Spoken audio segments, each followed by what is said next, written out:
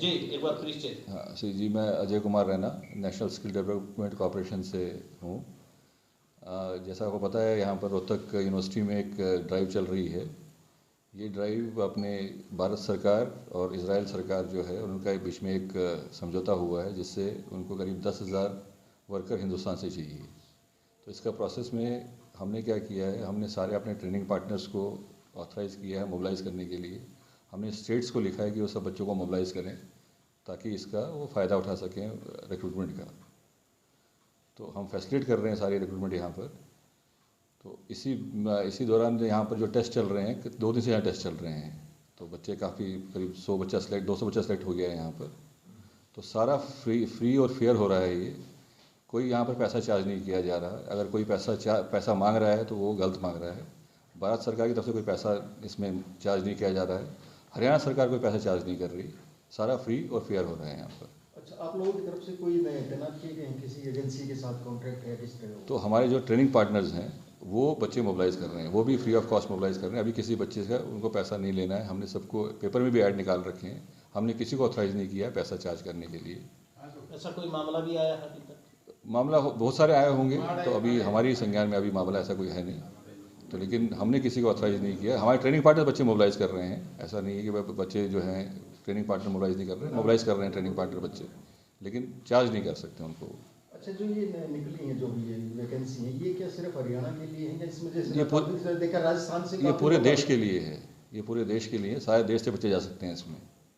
मतलब उसको कर हरियाणा सरकार रही है तो उसमें हमने सब सरकारों को लिखा है। इसमें हरियाणा सरकार और यूपी सरकार ने पहल ले ली, तो उन्होंने ये कहा कि हम अपने यहाँ से बच्चे मोबिलाइज करेंगे। तो मेरा सवाल ये था कि जो हरियाणा सरकार जो ये वैकेंसी ड्राइव चला रही है, इसमें क्या अदर स्टेट का कोई अप्लाई कर सकता है? जैसे देखने में आया कि यहाँ तकरीबन 80% कोई कंस्ट्रक्शन वर्क से ज़्यादा सर अप्लाई कोई भी कर सकता है इसके अंदर। उसका रजिस्ट्रेशन की प्रक्रिया है। जिसने वो रजिस्ट्रेशन प्रक्रिया पूरी कर ली हो वो आके यहाँ इंटरव्यू दे सकता है। अच्छा, तो अकेले हरियाणा से 10,000 बच्चे जाए? सर ये पूरे देश से जाने चाहिए। अगर 10,000 हरियाणा से मिल गए तो यहीं से निकल जाएंगे सारे। अगर पूरे 10 राज्यों से निकल गए 1,000 तो वहाँ से निकल जाएंगे। पहले आओ पहले पाओ। पहले आओ पहले पाओ है। अच्छा, कब तक ये चलेगा ड्राइव? सर हमने ये सोचा था कि यहाँ पर हरियाणा में हम चलाएंगे 21 तारीख तक, और उसके बाद 23 से हम चलाएंगे उत्तर प्रदेश में।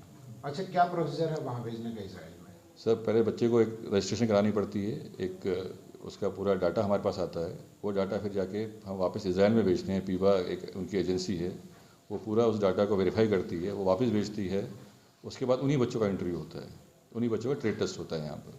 तो उस ट्रेड टेस्ट का यहाँ पर पहला चरण चल रहा है हरियाणा गवर्नमेंट के सौजन्य से अपना यूनिवर्सिटी के अंदर। अच्छा, नेक्स्ट अगला जो चरण है उसमें क्या प्रोसीजर होगा? कैसे जो सेलेक्ट हो जाते हैं? इसका जो सेलेक्ट हो जाते हैं, इसके बाद इनका मेडिकल होगा, इनका पुलिस क्लियरेंस होगी, और इसके बाद पासपोर्ट नहीं हो पासपोर्ट अप्लाई करेगा।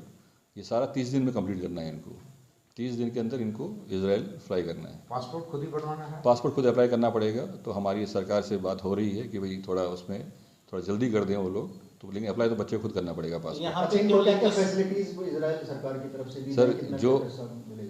जो अभी हमको इजराइल सरकार ने बोला करीब 1,37,000 की सैलरी है, जिसमें टैक्स बाद में कटेगा। वो अलग स्लैब वहाँ टैक्स के हैं। मेडिकल सारा इंश्योरेंस वो दे रही है। और जो भी वहाँ इजराइल के नागरिक की वो हैं राइट्स हैं, सेम राइट हमारे वर्कर को वहाँ मिलेगा। अच्छा, काम क्या करना होगा इनको? कंस्ट्रक्शन का काम है सर। बार बेंडिंग, आपका जो बार बेंडिंग है, प्लास्टरिंग है, टाइल मेसन है, ये सारा काम है। अच्छा, फेयर चार्जेस खुद ही वहन करना पड़ेगा? फेयर, हाँ, वो टिकट खुद बेयर करनी पड़ेगी बच्चे को। कॉन्ट्रैक्ट कितने साल का होगा? सर कॉन्ट्रैक्ट वहाँ पर ईयरली कॉन्ट्रैक्ट होता है। 1 साल कॉन्ट्रैक्ट रिन्यूएबल है, लेकिन एक कॉन्ट्रैक्ट चलेगा 5 साल के लिए, 63 महीने के लिए। हर साल रिन्यू होता है ये। अच्छा, वहाँ जैसे वार का चल रहा है, वार चल रही है सर, वो आप बताइए वार चल रही है कि नहीं चल रही है? तो वो आपको ज़्यादा पता है। कोई इंश्योरेंस वगैरह? सर हमने उनसे ये रिक्वेस्ट कर रखी है पीवा से कि भाई हमारा बच्चा जो भी है वो वार जोन में डिप्लॉय नहीं होगा।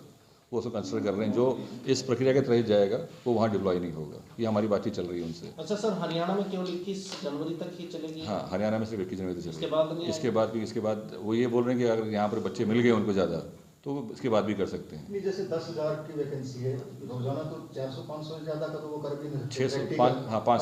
500 उस हिसाब से तो 10,000 के पहुँच भी नहीं पाएंगे। सर हरियाणा हमने इनको 2,500 के हरियाणा को कहा था कि 2,500 आप बच्चे मोबिलाइज कर दीजिए। 2,500 बच्चे का हम पूरा 5 दिन में करा देंगे टेस्ट।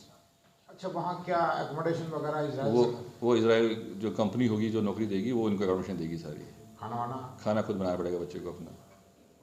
अच्छा, स्किल्ड का मतलब क्या है? किसी के पास डिप्लोमा हो या वर्क एक्सपीरियंस हो? सर स्किल्ड मतलब जैसे अभी यहाँ क्या हो रहा है, यहाँ ट्रेड टेस्ट सामने ले रहे हैं, ये स्किल्ड है।